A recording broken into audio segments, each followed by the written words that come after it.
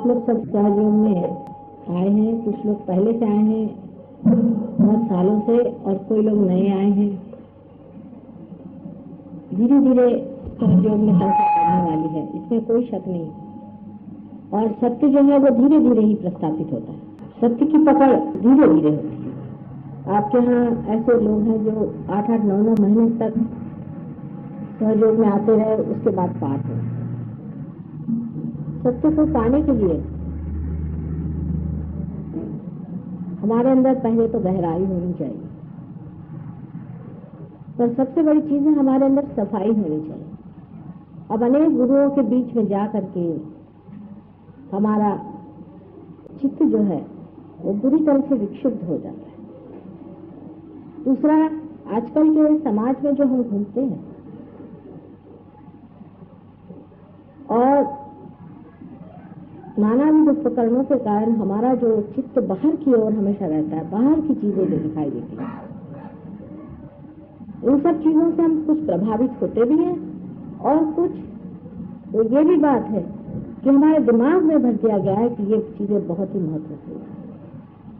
इस वजह से जो चीजें बिल्कुल ही महत्वपूर्ण नहीं, उधर हमारा चित्त पहले जाता है, और जो चीजें बहुत ही महत्वपूर्ण है वह हमारा चित्त नहीं जाता। इसलिए हम ऐसी चीजों को इकट्ठा कर लेते हैं जो बिल्कुल बेकार है, जिसको कि अंग्रेजी में जंक कहते हैं, मराठी में अडगड़ कहते हैं। इस तरह का हमारा चित्त जो है वो बेकार की चीजों से बोझिल हो जाता है, उसका बोझा चित्त उठा नहीं पाते, थक जाते हैं। जब हम आपस में भी बातचीत करते हैं ऐसे समाज में, तो लोग एक दूसरे से ज्यादा देर तक बात नहीं करते, क्योंकि उनका चित्त इतना बोझिल होता है कि वो थक जाते हैं। एक दूसरे से बात करते वक्त भी जब तक वो कोई किताब न पढ़े या कोई सिनेमा न देखे या कोई तीसरी चीज न हो, तब तक वो 10 मिनट भी साथ नहीं करते। इस चित्त को जितना आप शुद्ध रखेंगे उतना ही आपको आनंद आएगा। आप चित्त की शुद्धता रखते वक्त ये याद रखना है कि इसी चित्त से ही हमें परमात्मा को जानना है।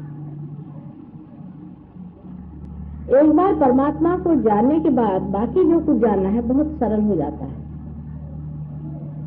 क्योंकि आप किसी भी चीज को जब सूत्र से पकड़ते हैं तो वो बहुत दूर तक और सूक्ष्म आप पकड़ पाते हैं। इसलिए हमेशा अपने चित्त की ओर ध्यान रखें कि अपना चित्त कहाँ जाता है। जितना चित्त समाहित हो जाए, समर्पित हो जाए, उतना ही वो चित्त शुद्ध होते जाता है। ये समझ लीजिए कि जितना आप गंगा में डूब जाएं, उतना ही आप पवित्र होते हैं। अब इस पर बहुत बड़ी चर्चा यह हो जाती है कि माँ किस तरह से हम समर्पण करें अपने। इसके एक तरीका आप लोगों ने अभी देखा है जो हम लोगों ने आजमाया। जैसे कि आप अभी देख चुके हैं कि एक स्त्री है, वो उसने अपने को से गायत्री में अपने को समर्पित कर दिया या श्री राम को मानती है। अपने देश में विशेष करके ऐसा रिवाज है कि हम कोई न कोई कुल दैवत रखते हैं या कुल स्वामिनी होती है, उसको हम पूरी तरह से मानते हैं और अपनी जितनी भी चित्त प्रवृत्ति है उसमें स्थित कर देते हैं। एक तरह से हम अपने को उसमें समर्पित करते हैं, लेकिन उस समर्पण में हम कुछ पा नहीं पाते, उसको पा नहीं पाते। उससे गहराई हमारे अंदर बन जाती है जरूर, लेकिन उस गहराई में हम कुछ पकड़ नहीं पाते। इसी प्रकार समझे कि एक गर कुंभ है या घड़ा है, उसमें गहराई बहुत है, लेकिन उसका मुंह गंगा की ओर नहीं, दूसरी ओर है। लेकिन गहराई बनती जा रही है, लेकिन उस ओर से गंगा उसके अंदर बहने वाली नहीं। वो जो गहराई जिसके कारण बनी है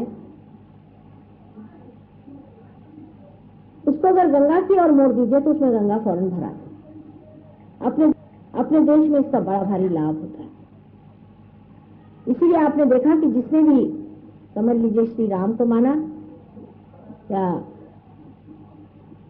किसी भी ऐसे दैवी अवतार को माना है और उसने अपने को समर्पित कर लिया है, वो अगर इतना ही सवाल पूछ ले कि क्या माता जी आप वो शक्ति हैं, तो फौरन उसके अंदर गंगा बहना शुरू हो जाता है। कितना आसान तरीका सहयोग का है, बताइए। इससे दो लाभ हैं। एक तो ये है कि आज तक की जितनी आपकी तपस्या है वो व्यर्थ नहीं गई, और दूसरा लाभ ये भी हुआ है कि आपने हमें भी पहचान लिया अनायास।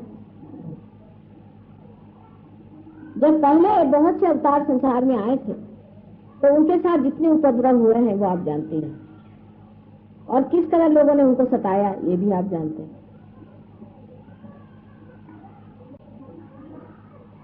अब इस अवतार में ये सोचा गया कि मनुष्य को किस तरह से पहचान कराई जाए, वो किस तरह से जाने ये अवतार, क्योंकि मनुष्य बहुत ज्यादा अहंकारी है।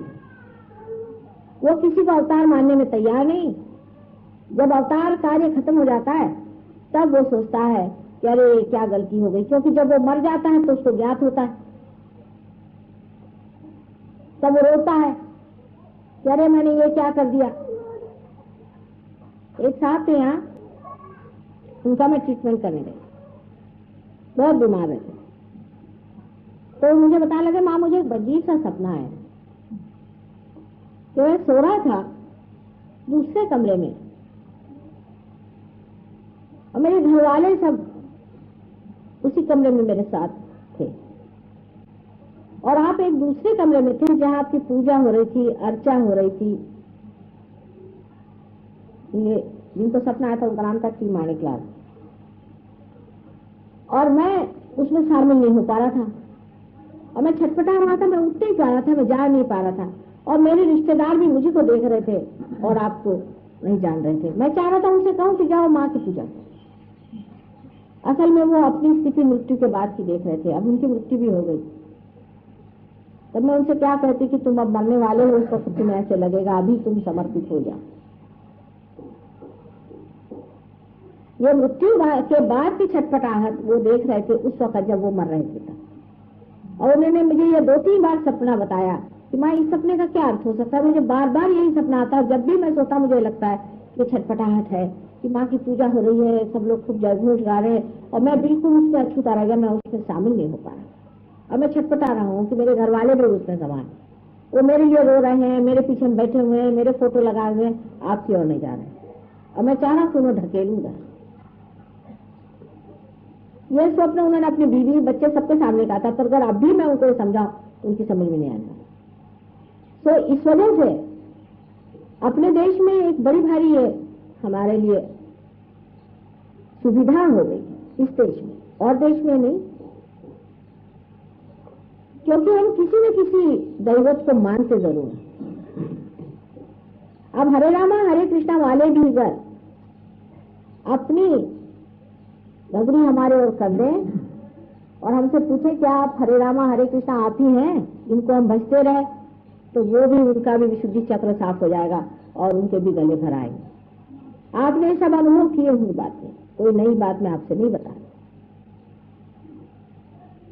आप लोग भी जब किसी को रियलाइजेशन दे तो पहले ही उनसे कह दीजिए कि आप देखिए कि क्या ये वही शक्ति है जिसको आज तक आप मानते रहे।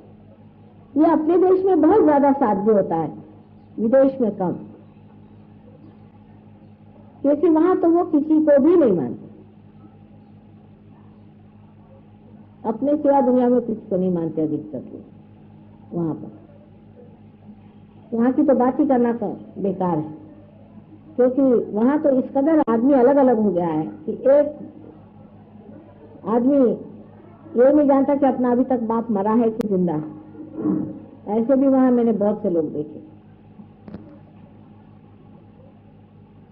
तो इन लोग की तो बात ही छोड़ दीजिए, पर हमारे देश में ये बड़ा ही आसान है। जब हम किसी भी इंसान से ये जान लें कि वो कौन से भगवान को मानते हैं, तो महज उससे अगर आप इतना कह दीजिए कि आप पूछे कि क्या ये वही चीज है हमारे सामने या नहीं,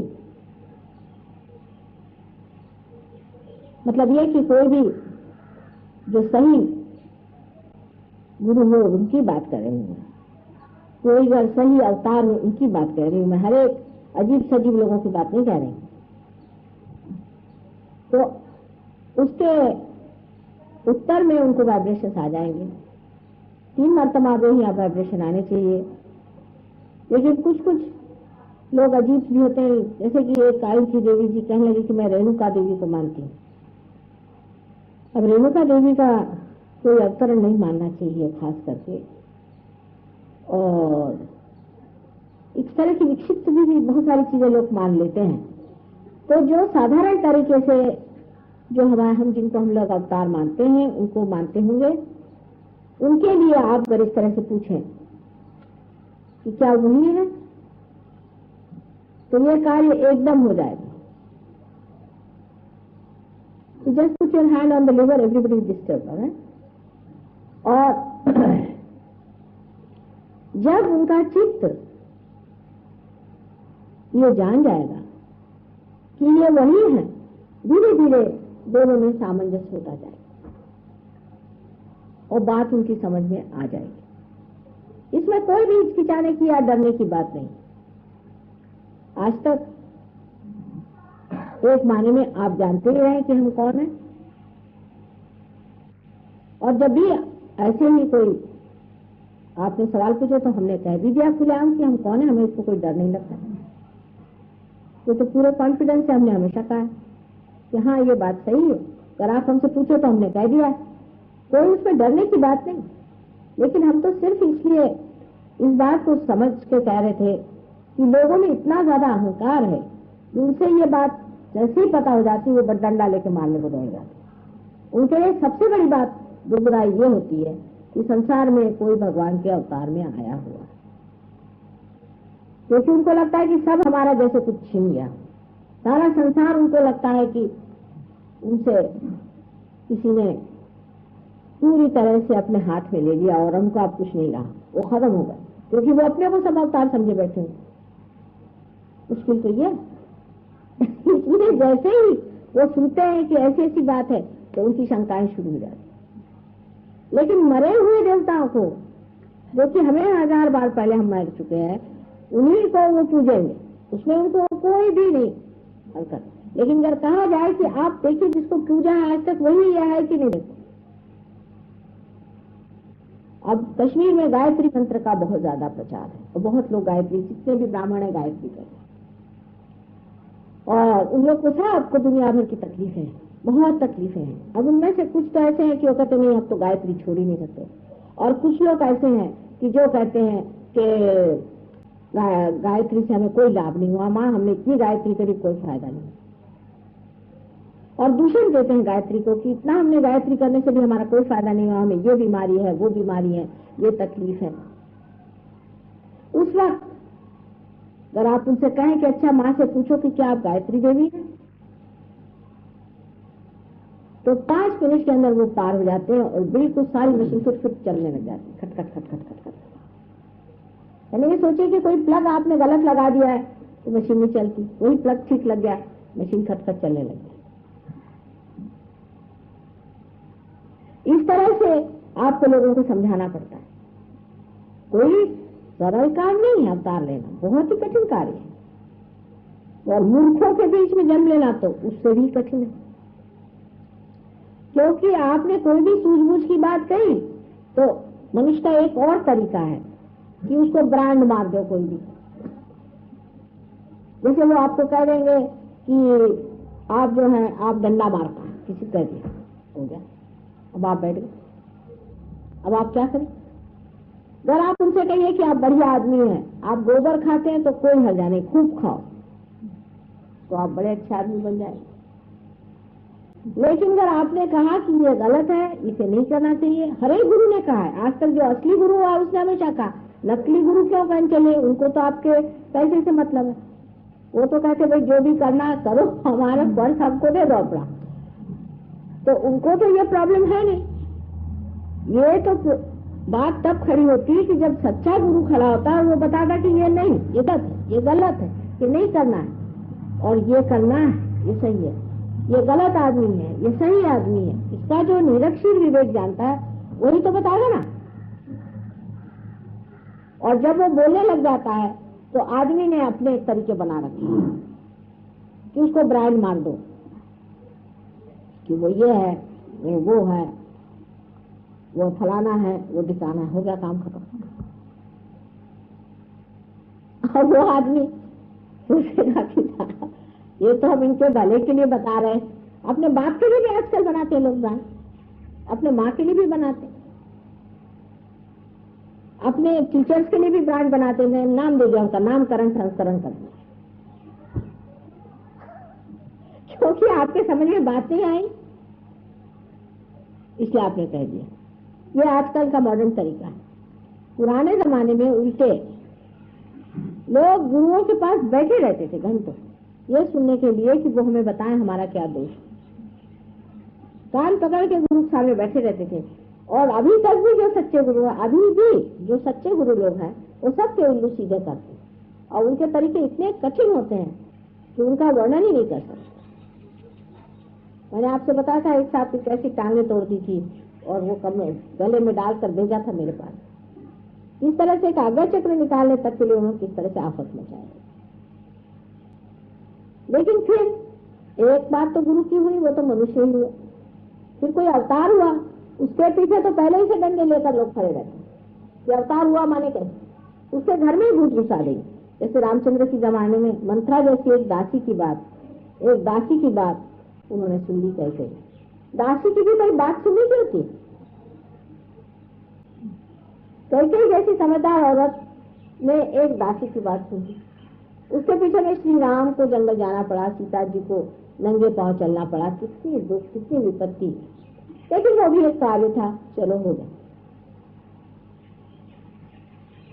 कृष्ण के जमाने में भी आप जानते हैं कि कृष्ण किसी से भी गीता नहीं बता पाए सिवाय एक अर्जुन के। ऐसे थोड़ी कि 50 को बिठा करके बता रहे। तो कृष्ण किसी से कहते कि सर्वधर्माणाम परित्यज्य मामेकम शरणं व्रज, तो उनको ब्रांड मार देते उन लोग। वो तो उनके मरने के बाद सब लोग गीता उल्टा पढ़ रहे हैं। जैसे ईसा मसीह ने कह दिया कि I am the light, I am the path, बस उससे एक ब्रांड मार देते, इगोइस्टिकल और कुछ भी कुछ कह देते।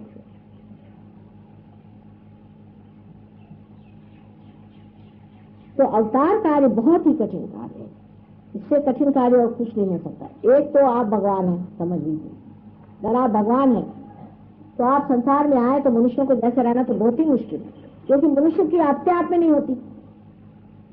मनुष्य को समझना तो उससे भी महा कठिन है, बहुत ही कठिन है। समझ लीजिए आप इंसान हैं, अब आप कुत्ते को कैसे समझेंगे बताइए, आसान है क्या? नहीं, मैं आपसे पूछती हूँ, बहुत मुश्किल काम है।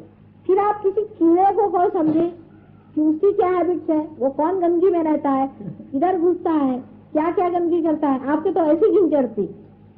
इसलिए अवतार लेना कोई सरल बात नहीं है, और कोई मनुष्य जो कहता है कि मैं अवतार ले रहा हूँ उसको बड़ी कठिनाई उठानी पड़ती। पर झूठ मूठ का कहना कि मैं अवतार हूँ, ये तो बहुत ही आसान तरीका है। इसे तो कोई और आसान तरीका है ही नहीं, क्योंकि जिस आदमी को असली बिजनेस करना पड़ता है उसको पता चलता है कि कितना मुश्किल है बिजनेस चलाना। पर किसी को ऐसे फेक बिजनेस करना हो, समझ लीजिए कि यार उन्होंने कह दिया मेरा एक बड़ा भारी बिजनेस है, मुझे इतना रुपया चाहिए, उसके लिए गवर्नमेंट को बेवकूफ बनाया, प्राइम मिनिस्टर को बेवकूफ बनाया, उनसे रुपया लिया, उनसे दूसरे से रुपया लिया, रुपया लगा दिया। कहाँ लगाया किसी ने पूछा नहीं, पैसा नहीं, भाग गया अमेरिका। बहुत आसान चीज है, बेवकूफ बनाना तो बहुत ही आसान है, पर असल में बिजनेस चलाना कितना कठिन है। नकल में भगवान बना तो बहुत ही अच्छी चीज है और बहुत ही सरल चीज है। अच्छी माने सरल, क्या आप बन गए भगवान, साहब अब हम भगवान है, चलो फिर क्या, हमको चांदी की थाली चाहिए खाने को, नहाने के लिए सोने की बाल्टी चाहिए, बैठने के लिए हमें संगमरमर चाहिए, रहने के लिए हमको महल चाहिए, चलने के लिए हमको मर्सिडीज चाहिए। ठीक है, आपको सब सप्लाई करना पड़ेगा क्योंकि वो है भगवान। और जो असल भगवान होगा वो तो ये सोचेगा कि मैं इनका जैसा बन जाऊं, सर्वसामान्य बन जाऊं, और वो दिन भूल जाऊं कि जब वाकई में महलों में रहता था और जब मैं हर तरह के ऐशो आराम में हूँ, अंदर से भी आनंद में हूँ, बाहर से भी आनंद में हूँ, वो सब चीज मैं भूल जाऊं और यहाँ आकर के और मेहनत करूं, देहातों में घूमूं, धूल खाऊं, लोगों की सेवा करूं, उनको उठाऊं, उनके बखेड़े उठाऊं, उनके अंदर जागृति करूं।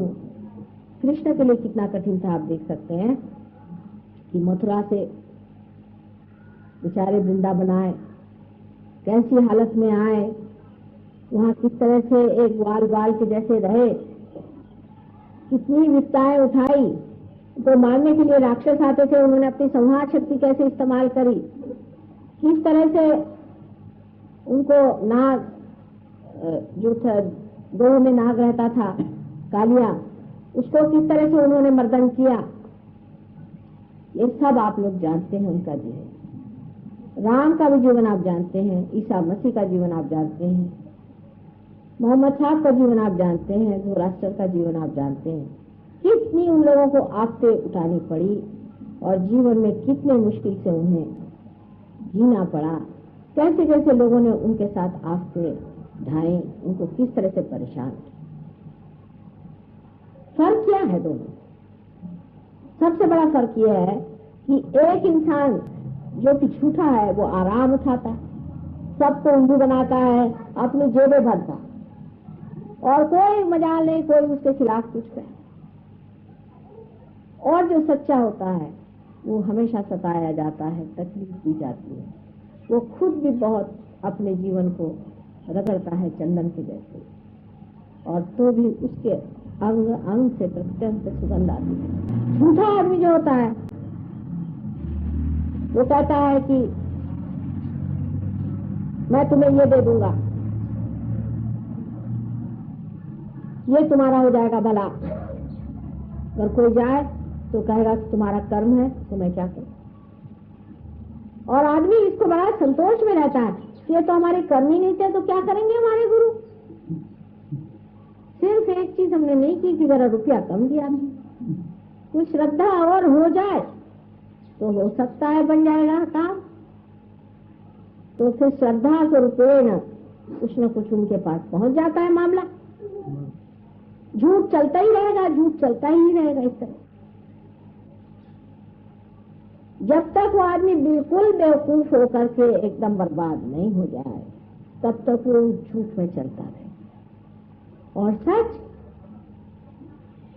सच की मेहनत गहरी होती है, रुपया पैसों से खत्म नहीं होने वाला। रुपया पैसा तो कोई चीज होती ही नहीं सच के सामने।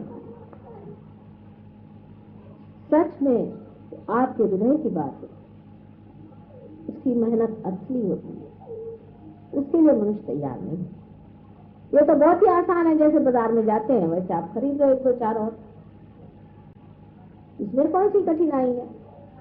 जितना पैसा हो उसके हिसाब से आप जो भी चाहे खरीदते ही रहते चीज। वैसे आपने गुरु भी खरीद लिए तो क्या उसमें मुश्किल हुई। पर जब ये हुआ कि नहीं, ये तो उल्टे महाराज दिखते, ये तो कहते भाई कि तुमको शराब छोड़नी पड़ेगी, तुमको सिगरेट छोड़नी पड़ेगी, तुमको तंबाकू छोड़नी पड़ेगी, कायदे से तुमको रहना पड़ेगा, तुम अपनी बीवी को छोड़ के भाग नहीं सकते। अभी एक साहब आए थे दिल्ली में, वो मुझे बताने लगा कि साहब मेरी बीवी से पटता नहीं, मैं चाह रहा हूँ कि मैं एक दूसरी औरत से प्यार करता हूँ। मैंने कहा साहब मेरे पास ये सब बातें मत करिए आप, मेहरबानी। तो उनके लिए मैं फिर हो गई दकियानुसी बुढ़िया औरत। फिर हो गया मेरे पर ब्रांड मार दिया उन्होंने, और वो अपने सत्कर्म में लग गए। सत्कर्म तो करना बहुत कठिन काम। फिर सवाल ये आता है कि ये तो ठीक है कि आपने उनकी बात नहीं मानी और इससे आप नाराज हो गए, लेकिन जनाब आपने किसका भला किया है आज तक। ठीक है आपको कमजोरी है, आप उस चीज को नहीं कर पाए, ये दूसरी बात है, पर आपने किसका भला किया हुआ है आज तक? आपने किसको लाभ पहुंचाया है आज तक? आपने किसकी आफतें उठाई हैं आज तक? अगर किसी भी गुरु के पास जाके पूछे तो वो आपको बता देंगे ये सच्चे है कि झूठे हैं, एक ही पॉइंट है कि वो आपकी चिंता करते हैं कि आपके पर्स की चिंता करते हैं, आपकी चिंता करते हैं कि आपकी और जो कुछ भी चीजें हैं उनकी और उनकी नजर।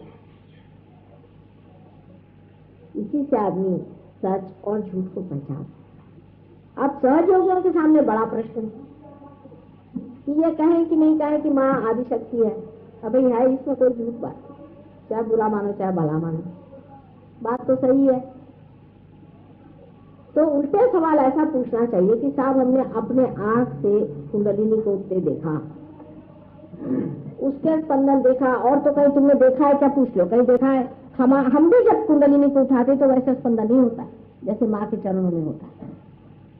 कहीं तुमने देखा है क्या कुंडलिनी का स्पंदन? हमने देखा, अपनी आंख से हजारों का देखा। माँ के पैर पे कुंडलिनी उठ के दौड़ती। और देवी महात्म्य में लिखा हुआ है, ललिता सहस्त्रनाम में लिखा हुआ है कि माँ के ही चरणों में कुंडलिनी चलती है। और जो हजारों कुंडलिनियों को उठाती है वो कोई ना कोई चीज हुए बगैर तो होने नहीं वाला माम। इस तरह की जब आप उनसे बात कहेंगे कि भाई आपसे विश्वास नहीं करो तो कैसे नहीं करो। अब कौन साहब सरदार जी लोगों का किस्सा बताते हैं। एक साहब गए कहीं तो उन्होंने सूरज देखा, तो पूछा भाई ये सूरज है कि चांद है? तो झगड़ा शुरू हुआ। तो वो पता नहीं सूरज है कि चांद है, समझ में नहीं आता। तो दूसरे आए, उनसे पूछा भाई ये सूरज है कि चांद है, बताओ। हम दोनों में झगड़ा हो रहा है। तो कहा भाई देखो मैं परदेसी हूँ, मुझे पता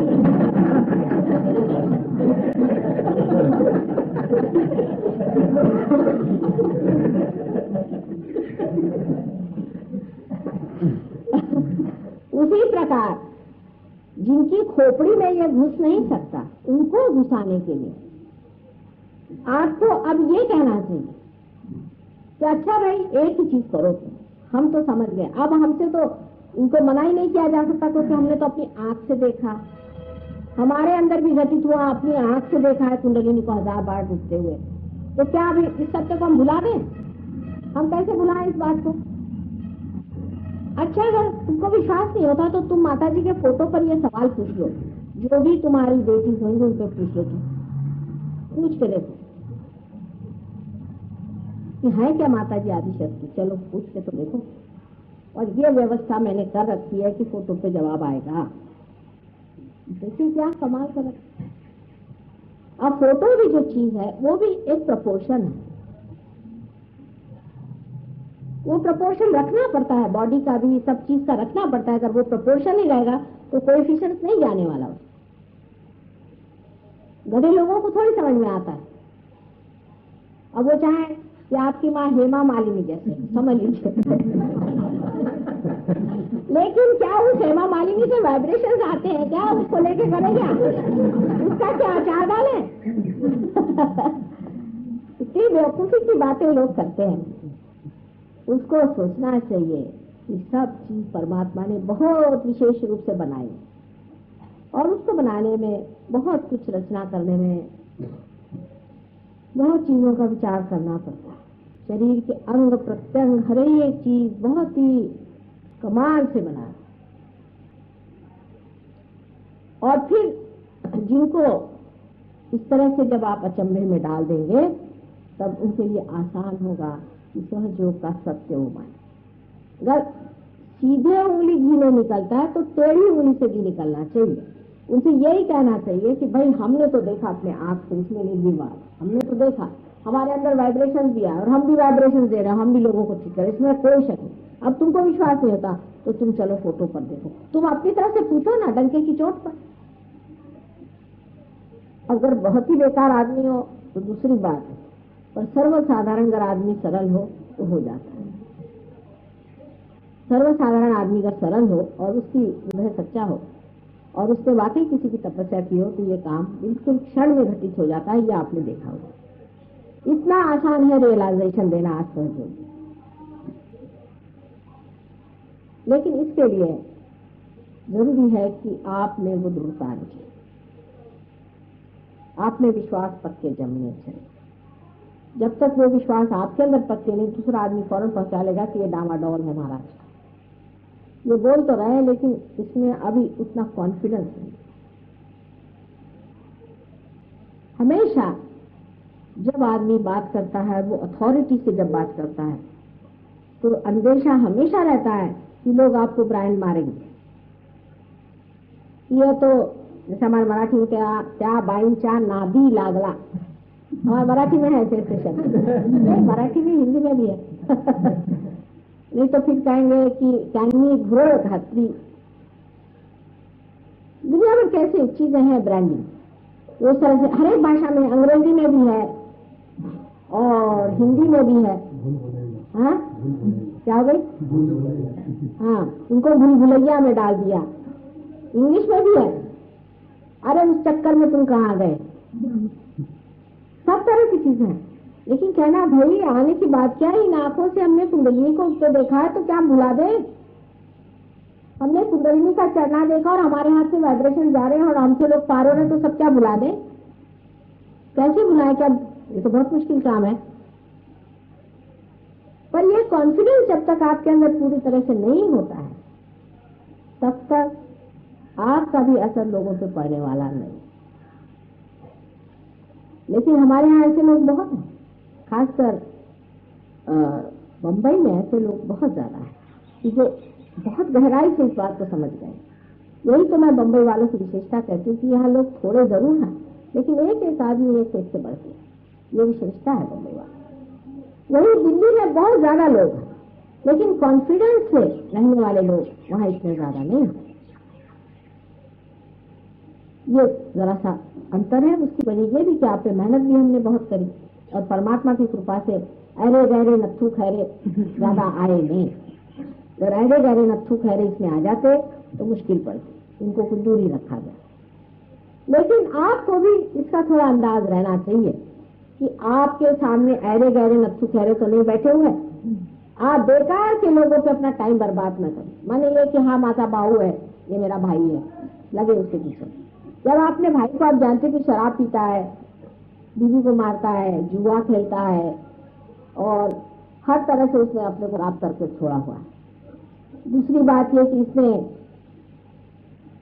तुमको ठगाया है, तुम्हें तकलीफ दी है और दुनिया भर को तकलीफ देता है और झूठा आदमी है, सब सर्वगुण संपन्न है, तो भी वो तुम्हारा भाई है तो उस पर तुम मेहनत कर रहे हो, तो तुम वाकई में पागल आदमी।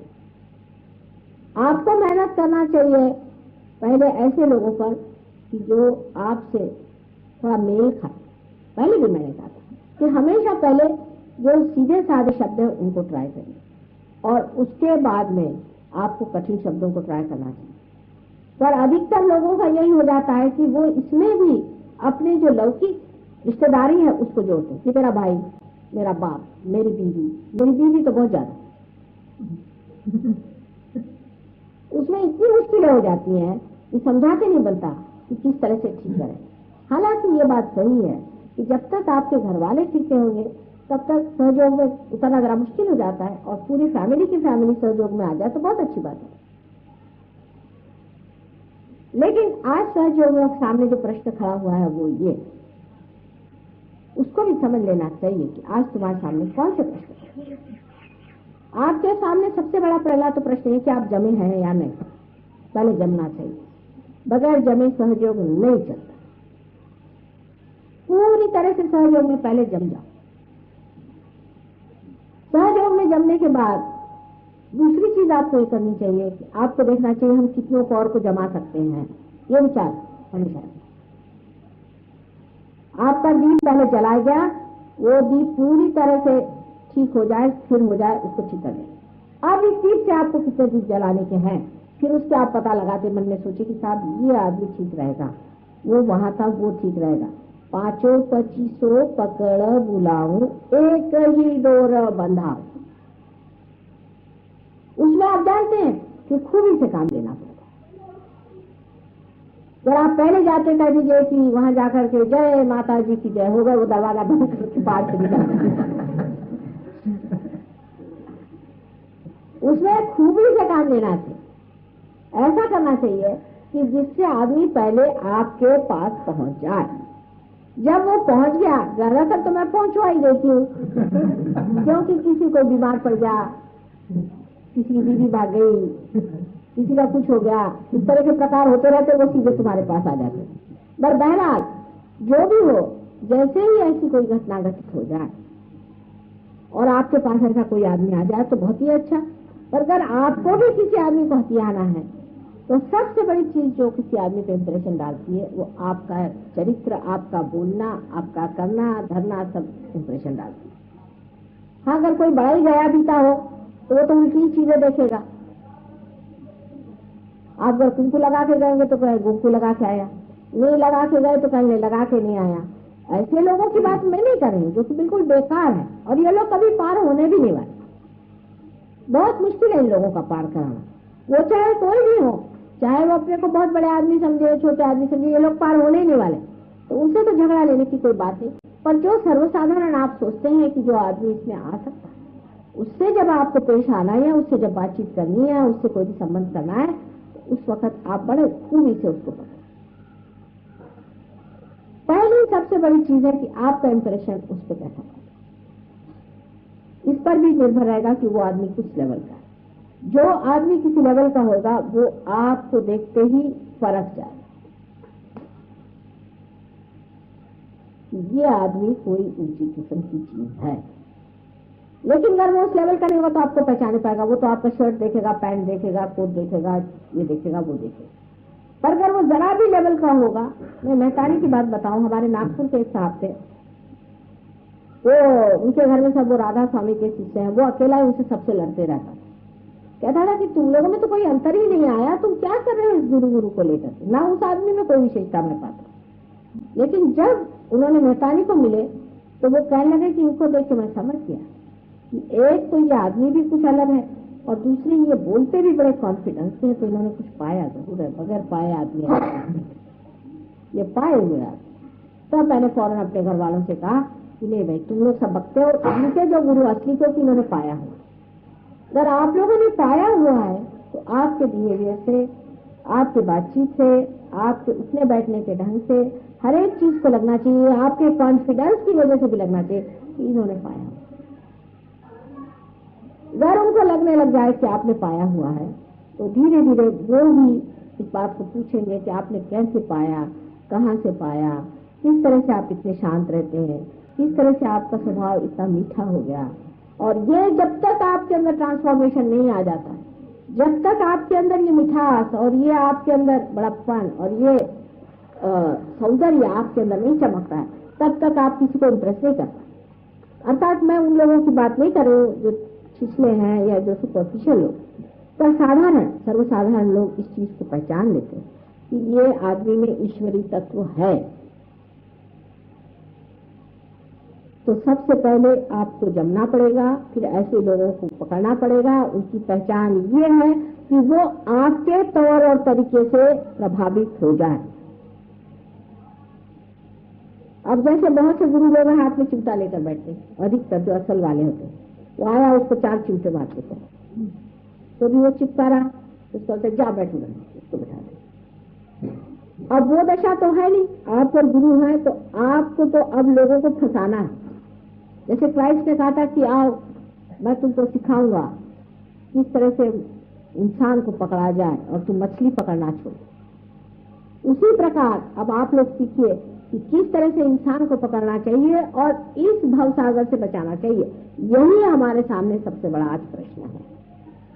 ये सबसे बड़ा प्रश्न सहयोगियों के सामने है कि किस प्रकार आपको और लोगों को बचाना चाहिए, और वो हर हालत में होना ही पड़े, जितना भी हो सकता है उसके लिए जो जो मेहनत करनी पड़े, जो जो आपसे उठानी पड़े, वो हमको करनी पड़ेगी और हम लोगों को बचाना पड़ेगा और बहुत से लोगों को हमको सहयोग में उतारना पड़ेगा।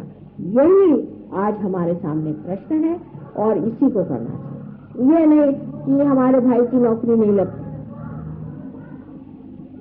हमारा फलाना काम नहीं होता, ये सब नहीं है। आज सबसे बड़ा काम यह है कि आप किनारे पे खड़े हैं और उन लोगों की ओर देखिए जो डूब रहे हैं और उनको बचाने की कोशिश करें। ये सबसे बड़ा प्रश्न हमारे सामने है। अगर इस प्रश्न को हम हल नहीं कर सकते तो हमारा पाना भी बेकार हो गया और सभी बेकार हो गया। आज आप यहाँ पर बोधी में प्रतिज्ञा करें अपने अंदर मन में और ये कहें कि हमारा लक्ष्य एक एक आदमी को कम से कम 1,000 आदमियों को बचाना है। कम से कम पूरी मेहनत करके कितने लोगों को आप बचा सकते हैं, उसके लिए कभी कभी आपको बहुत झुकना भी पड़ेगा, बहुत सी परेशानी भी उठानी पड़ेगी, बहुत सी तकलीफ भी उठानी पड़ेगी, लेकिन सब चीज को आप अपने सामने रखे संयत भाव से, बहुत सूझबूझ से और लोगों को बचाने का प्रयत्न करना है। इसमें चिड़चिड़ाना, गुस्सा होना, नाराज होना, अपने पर भी झुंझलाना, दूसरों पर झुंझलाना, कोई भी चीज में ऐसा सोच लेना हमने बहुत कर लिया या ऐसा सोचना कि हम कुछ नहीं कर पाते, दोनों चीजें की, या दूसरों पे रोक झाड़ना, उनको डांटना, फटकारना या दूसरों से डरना, ये सब चीजें छोड़ करके बड़े संयत भाव से और कॉन्फिडेंस के साथ आपको ये कार्य करना कि किस तरह हम ज्यादा से ज्यादा लोगों को बचा पाए। अब जैसे एक राहुरी में हम गए, वहाँ ये कहा कि माता जी के पैर पे मत आओ, क्योंकि मेरे पैर एकदम सूज करके एकदम वो हो गए थे। तो कहा कि अब माता जी के पैर पे नहीं आने का, क्या सबको बुरा लग गया। चलो मैंने कहा भैया आओ, क्या थोड़े और सूझ जाएंगे, उतार लेंगे, क्योंकि उस बात पर लोगों को नाराज करके कैसे हो। उसमें भी प्रेम ही था उनका, लेकिन उस प्रेम में भी अगर वो समझे कि इससे माँ को तकलीफ होती तो नहीं करो भाई, पर चलो कोई बात नहीं, किसी तरह से भी मान जाए और इसको पाले, एक बड़े होकर के, एक बड़े के नाते, एक ऊंचे स्थान पे बैठे हुए आदमी समझ करके और ये कार्य को करना चाहिए। ये बड़ी समझदारी की, सूझबूझ की और प्रगल्भता की बात है। ये प्रगल्भता, ये मैच्योरिटी आपके अंदर, सबके अंदर आए और आप परमात्मा के प्रकाश से प्लावित हों और सबको अपना प्रकाश दें, ये ऐसा मैं आपको आशीर्वाद दूं।